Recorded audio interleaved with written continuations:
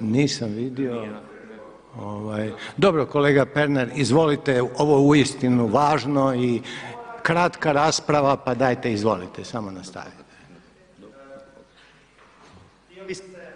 Htio bih se zahvaliti gospodinu Bulju na svemu što je danas rekao, jer je govorio suštinske činjenice i moram reći on je jedan od rijetkih zastupnika koji je djelima stajao iza svojih riječi, a primjer taj je bio kada mi je rekao gospodine Pernar predložite amandman, ja ću za njega glasati i on je jedini predstavnik vlasti koji je glasao za moj amandman koji sam uputio i na tome mu zahvaljujem. Ali vratimo se na temu.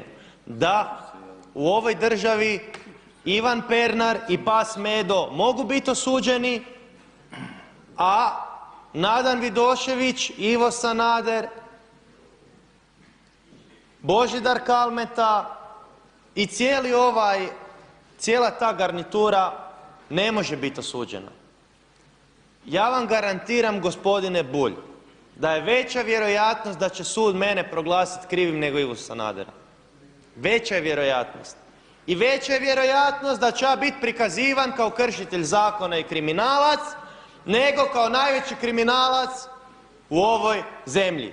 Takve su naše institucije, takvo je naše pravosuđe, radi se o totalnoj farsi, totalnoj zamjeni teza, a ove teze koje SDP-ovci tu govore meni kao Pernar ako ti smatraš da si u pravu ili šta već dokazat ćeš svoju nevinost.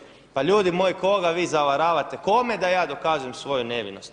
Ljudima koji su pokrali cijelu zemlju i mene guraju na optuženičku klupu zato jer sam ustao protiv njihovog kriminala. Zar njima da to dokazujem? Kome gospodo u DORH-u da ja govorim da oni objektivno postupaju? Non stop se ponavlja teza da DORH nije selektivan u kaznenom progonu. Pa ljudi moji, da DORH nije selektivan ne bi zemlja bila opljačkana. Da DORH nije pristran taj kriminal bi se davnih dana zaustavio. Hvala.